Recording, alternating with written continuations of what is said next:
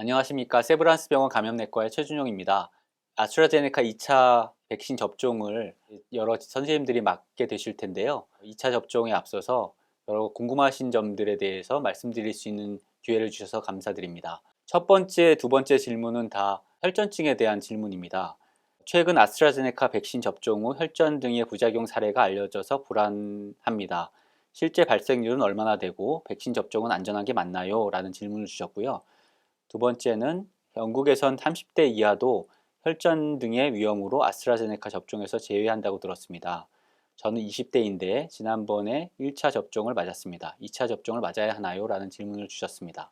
코로나19 백신 관련 혈전증은 뇌정맥동 혈전증 CVST라고 표현돼서 처음에 분석이 이루어지기도 했고, 또 VIITT 혹은 VIPIT라고 얘기하기도 하고요.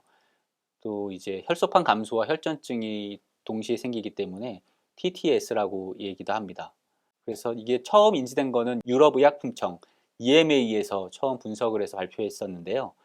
유럽의약품청이 유럽연합의 약물안전 감시 시스템이 있습니다. 거기에 신고된 혈전증이 일반적으로 백신 맞지 않은 사람한테 랜덤하게 생기는 것보다 빈도가 높다는 것을 이제 알게 됐고요. 혈소판 감소증이 동반한 혈전이 생기는 게 특징적이었고, 혈전증이 생기는 위치가 뇌혈관이나 내장정맥처럼 굉장히 좀 일반적이지 않은 뇌정맥동이라든지 내장정맥 같은 비특이적인 곳에 생기고 출혈도 동반되는 사례들이 간혹 있었고요. 이 중에 18명 정도가 치명적인 예후를 나타냈고, 대부분은 백신 접종 후 4일에서 2주 이내에 60세 미만의 여성에서 발생을 했습니다. 그래서 이런 혈소판 감소증을 동반하는 혈전증을 아스트라제네카 백신의 드문 부작용으로 등록을 하게 됐습니다.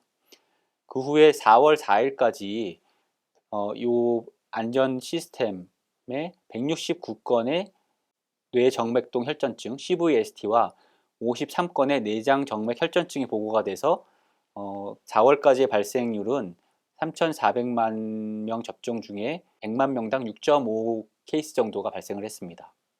그 VIPIT 환자의 혈전은 뇌정맥동이나 복부 내장정맥 등의 좀 드문 위치에 나타나고요. 보통 백신 접종 후에 4일에서 28일 기간에 평소 경험해보지 못한 심한 두통, 신경학적 이상, 복시 이런 걸 호소하는 분들이 있었고요. 호흡곤란이나 흉통, 복통, 사지부종이나 발적, 창백 또는 차가움, 또 출혈성 경향 이런 게 나타나는 증상으로 의심할 수가 있겠습니다. 혈액 검사에서는 혈소판 감소가 특징적이고 D다이머가 상승하고 피브리노젠이 감소하는 소견이 보이고, 이 다음 슬라이드 다음에 말씀드리겠지만 PF4라는 항체가 이 기전에 관여하기 때문에 PF4 항체 양성이 확인되게 됩니다. 기전은 독일의 의학자들이 규명을 했었는데 동시에 뉴잉글랜드 저널 오브 메디슨에 2편의 논문이 실렸습니다. 헤파린이라는 항응고제가 있는데 헤파린 쓰는 분들 중에 드물게 면역학적으로 PF4라는 항체가 생기면서 혈소판 감소증이 생기는 사례들이 있습니다. 헤파린 인듀스드 스롬보사이토페니아 중에 타입 2에 해당하는 히트 타입 2와 유사한 기전이다라는 걸 알게 됐습니다. 영국에서 이 혈전증에 대해서 제일 많은 사례를 가지고 자세한 분석을 한 나라가 영국인데요. 영국의 MHRA 옐로우 카드 스킴이라는 보고 자료를 분석한 거에 따르면 4월 28일까지 242건의 이런 혈전증이 보고가 돼서 발생률이 100만 명당 10.7건 정도를 나타냈고요. 이 중에 사망률이 20%, 46명이 사망을 했다고 되어 있고, 다음 요 내용이 좀 강조드리고 싶은 반대, 이 242건 중에서 6명만이 2차 접종 후에 발생을 했고 나머지는 1차 접종 후에 생긴 사례들입니다. 그래서 1차 접종 후에 대부분 발생하고 2차 접종 후에 생기는 사례는 굉장히 드뭅니다. 그리고 특별한 위험 요인은 아직까지 발견하지 못했습니다. 남성과 여성의 비가 과거 여성이 많다는 얘기도 있었는데 지금은 아주 도미넌트하게 많아 보이진 않고요. 70대 미만의 연령층에 고르게 이제 발생을 하는 걸로 나타났습니다. 아스트라제네카 백신뿐 아니라 얀센 백신에서도 미국에서 접종 후에 한 15케이스 정도의 혈전증 보고가 있었고요. 이 TTS 케이스는 다 여성에서 그 젊은 연령층에서 발생했다는 특징을 나타냈습니다.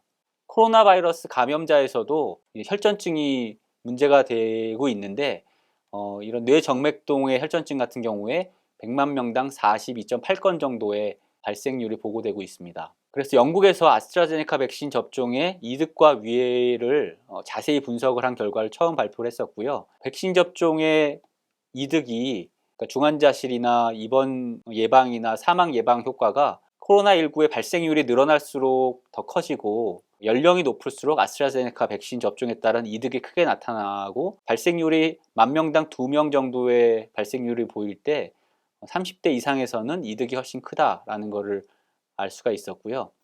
비슷한 방법으로 우리나라의 데이터를 가지고 이득과 위험을 비교하는 분석을 했는데 3개월간 일일 평균 확진자가 1200명 정도 되는 6개월간 일일 평균 확진자가 600명 정도 되는 기준으로 분석을 했을 때 20대에서는 이득과 위험이 비슷하고 30대 이상에서는 이득이 더 크다라는 결과를 얻어서 30세 이상에서 백신을 권고하는 걸로 전문가위원회에서 정했었습니다.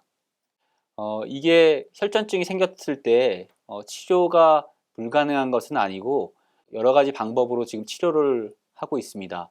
헤파린이나 혈소판을 쓰면은 혈전이 더 악화되기 때문에 쓰면 안 되고요. 도학이라고 하는 여러 가지 항응고제를 쓸 수가 있고 혈액내과를 통해서 정확한 진단을 받는 게 필요하고요. 면역 글로불린을 고용량으로 투여하는 것도 치료에 도움이 된다라고 되어 있습니다. 국내 보고를 살펴보면 350만 명 이상의 지금 접종이 이루어졌는데 혈소판 감소를 동반한 혈전증 보고 사례가 질병관리본부 이상반응 보고 자료를 보니까 아스트라제네카 1명, 화이자 2명 정도의 케이스 보고가 있었는데요. 그거는 아직 인과관계가 불분명해서 명확하게 히트 타입 2와 같은 기전으로 생긴 혈전증 사례는 아직까지 보고된 건 없는 걸로 보입니다. 아스트라제네카 백신과 관련된 혈전증은 매우 드문 부작용에 속합니다. 그리고 위험에 비해서 이득이 크다라는 건 여러 분석에 공통적으로 나타나는 결과고요.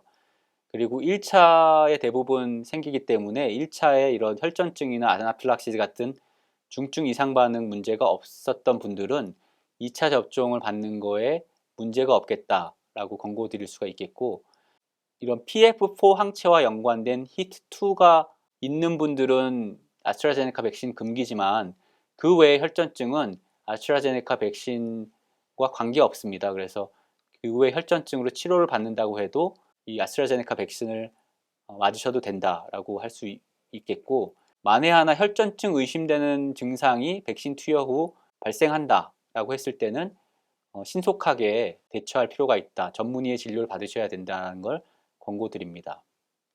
다음 질문은 지난 1차 백신 접종 당시 몸살, 발열, 무기력 등의 여러 이상 반응으로 많이 고생을 했는데 2차 접종에도 그런 반응이 생길까 두렵습니다. 라는 말씀을 주셨는데요.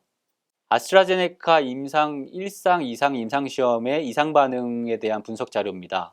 1차 접종을 했을 때에 비해서 2차 접종을 했을 때 통증 같은 국소 이상 반응과 발열, 오한 같은 전신 이상 반응의 빈도가 줄어들었습니다. 화이자 같은 경우에는 1차 접종과 2차 접종 맞았을 때 이런 30 마이크로그램을 보시면 빈도가 발열 같은 경우에 더 늘어났습니다.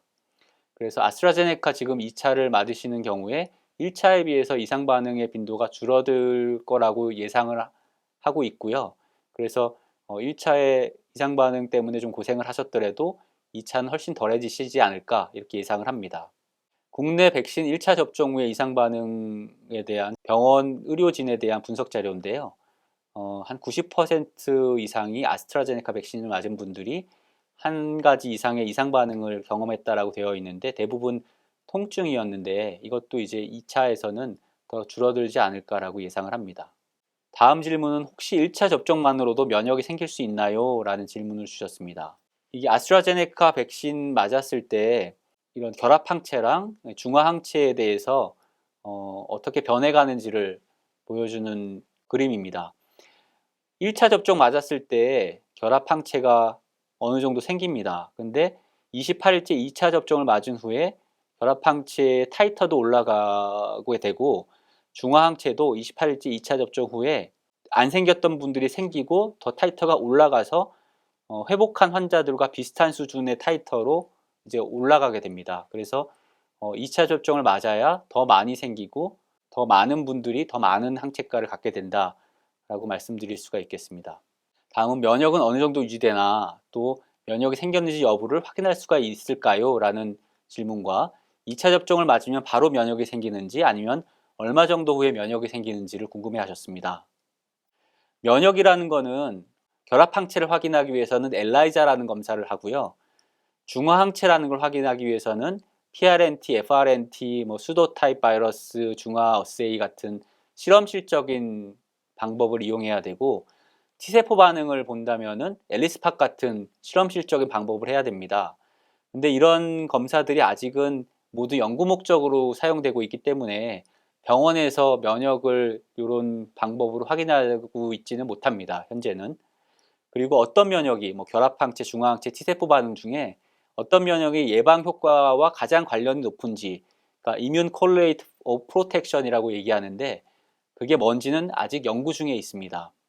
그럼 면역이 생겼을 때 항체 지속 기간에 대한 연구를 살펴보시면 이건 모더나사의 백신에 대한 연구인데 한 3개월까지 지속된다는 게 확인이 됐었고 또 파이자 백신에 대해서 비슷한 연구를 했었는데 결합항체, 중화항체 모두 한 6개월까지도 계속 지속적으로 중화항체가 유지된다는 것을 확인할 수가 있어서 지금 나와 있는 맞으시는 백신들은 6개월 정도까지의 데이터가 있는 상황이고 이게 항체가는 점차 떨어져 가기 때문에 이게 언제까지 지속돼서 떨어지는지는 아직은 잘 모릅니다. 그리고 T세포 반응은 항체보다는 훨씬 더 오래 지속이 됩니다. 몇 년 이상 계속 지속되기 때문에 그 중에 어떤 게 가장 중요한 면역인지에 따라 면역 지속 기간이 좀 달라질 수가 있겠습니다. 1차 접종만 맞았을 때의 예방 효과를 말씀을 드리면 이런 분석을 제일 많이 하고 발표하는 나라가 영국인데요. 영국에서 80세 이상에서의 입원 예방 효과, 또 70대에서의 입원 예방 효과를 보면 1차만 맞았을 때 80%, 2차만 맞았을 때 80대 이상에서 92%의 입원 예방 효과를 확인할 수가 있었습니다. 또 1차 접종의 사망 예방 효과를 영국 자료를 보시면 70세 이상에서 화이자 1차를 맞았을 때 44%, 2차가 69%의 사망 예방 효과를 보였고 아스트라제네카 1차가 55%의 70세 이상의 코로나 환자의 사망 예방 효과를 확인할 수가 있었습니다. 다음은 2차 접종 이후 면역이 생겼다면 마스크를 벗거나 주변 분들과 식사 등을 해도 될까요? 라는 질문을 주셨습니다. 어떤 백신도 100% 효과적이진 않습니다. 백신을 맞아도 돌파 감염, 브레이크스루 인펙션이라고 해서 백신 맞은 분들도 감염이 발생한 사례들이 꾸준히 보고되고 있습니다. 백신을 2차까지 맞고 2주 이상 지나면은 보통 백신 접종을 완료했다, 예방접종 완료자라고 얘기를 할 수가 있겠는데 이 다음에 코비드-19이 감염된 경우가 2021년 4월 13일까지 미국에서는 5,814건의 돌파 감염 사례가 보고된 바가 있습니다. 그리고 변이주가 계속 출현하고 있습니다. 현재까지 영국 변이, 남아프리카 변이, 브라질 변이, 캘리포니아 변이, 인도 변이 등이 문제가 되는 변이주들인데 특히 남아공 변이나 인도 변이 같은 경우에는 백신 맞은 사람한테 얻은 시럼의 중화항체의 중화능이 떨어지는 걸로 이제 알려져 있고 백신의 효능도 일부 떨어지는 것으로 알려져 있습니다. 근데 집단 면역이라는 얘기를 많이 하는데 집단 면역이라는 거는 면역을 가진 사람이 주위에 이렇게 많이 있으면 면역을 갖고 있지 않은 사람이 있고 감염된 사람이 있을 때 감염된 사람으로부터 면역을 갖고 있는 사람이 감염되지 않기 때문에 면역을 없는 사람들도 이제 보호해주는 그런 상태에 이르게 된다는 게 집단 면역이고 한 70% 이상 접종을 해야 이런 집단 면역을 달성할 수 있다라고 지금 예상을 하고 있는데요. 이런 돌파 감염도 생길 수 있고 변이주도 출현하고 있기 때문에 어느 정도까지 사회적 거리두기라든지 마스크 착용이라든지 이런 걸 지속해야 되긴 하지만 예방접종 완료자에 대해서 자가격리를 면제하는 조치를 5월 5일부터 이제 국내에서도 시행을 했습니다. 예방접종 완료자가 무증상이고 해외 입국 확진자가 아니고 변이주 바이러스가 아닌 경우에는 자가격리 면제를 하고 그냥 능동감시 검사만 해도 되는 대상으로 분류를 하고 해외 입국 시에 자가격리도 면제를 하는 조치를 취했습니다. 그리고 미국 CDC에서는 5월 13일부터 예방접종 완료자, fully vaccinated 된 사람의 경우에 더 이상 어떤 세팅에서도 마스크 착용이 필요 없다라고 이제 지침을 변경을 해서 발표했습니다. 예방접종 완료자는 마스크 착용을 안 해도 된다라는 지침을 발표를 했는데요. 이런 미국 CDC 지침이 변경하게 된 여러 근거들을 보시면 백신 접종이 유증상 감염과 중증 감염, 사망을 예방하는 효과가 있다는 것은 아주 뚜렷하게 근거가 있고요. 무증상 감염을 예방하는 효과도 여러 연구에서 지금 차차 확인이 되고 있고 백신 맞은 분들이 감염되었을 때 바이러스 농도가 낮다, 상대적으로 이것도 차차 확인이 되고 있기 때문에 예방접종 완료자의 감염 위험과 감염 전파 위험은 미접종자에 비해서 현저히 낮다고 보입니다. 영국 변이주의 감염 예방은 어느 정도 효과가 있고 남아프리카 변이주는 중환이 감소되긴 하지만 여전히 변이주에 대해서도 효과가 어느 정도 있다라는 근거들이 있고요. 또 중요한 부분은 백신 접종률을 높이기 위해서 백신 접종자를 미접종자와 다르게 취급하는 그런 인센티브가 필요하다는 게 이런 전문가들의 의견이었습니다. 그리고 지역사회 전파가 계속 지속되는 상황에서는 예방접종 완료자도 감염 위험이 0%가 되는 일은 없습니다. 되는 일은 불가능하고 하지만 마스크 착용이나 여행 제한, 자가격리 등을 완화하는 것이 그런 이점이 위험보다 훨씬 크다라고 판단을 했고 이에 대한 근거들을 여러 가지를 분석을 통해 모델링 자료라든지 그런 걸 통해 제시를 하고 있습니다. 단지 이제 면역 저하자에서는 백신 효과가 아직 더 연구가 필요하고 면역 저하자들은 또 이 병원에 와서 치료받고 입원하고 이런 일들을 많이 해야 되는 분들이기 때문에 이분들에 대해서 이런 마스크 착용이나 사회적 거리두기 완화에 대한 부분은 좀 더 연구가 필요하다라고 제한점을 제시하고 있습니다. 그래서 미국과 영국과 이스라엘에서 나타난 무증상 감염자를 예방하는 효과에 대해서 80% 이건 같은 가족끼리의 가족 간 감염, 굉장히 밀접한 접촉인 경우에도 한 50% 이상의 무증상 감염 예방 효과를 보였다. 이스라엘에서는 무증상 감염 94%의 예방 효과를 보였다라는 이펙티브니스 자료를 근거로 제시했습니다. 다음은 개인 사유로 2차 접종을 맞을 수 없다면 어떻게 해야 하나요? 라는 질문을 주셨습니다. 지연 접종, 예정된 화이자 백신 21일 간격이고 아스트라제네카 백신은 12주까지 맞아야 되는 걸로 되어 있는데요. 허가사항보다 그 기간 내에 맞지 못했을 경우에 허가사항 내로 21일 간격으로 접종을 하는 게 권장되긴 하지만 이를 불가피하게 넘긴 경우에는 화이자 백신 같은 경우에는 42일 이내에 최대한 빠른 시일 안에 접종을 권고하고 아스트라제네카 백신 같은 경우에는 16주 이내 범위에서 최대한 빠른 시일 안에 신속하게 접종이 필요하다라고 외국 지침에 근거해서 그런 말씀을 드릴 수가 있겠습니다.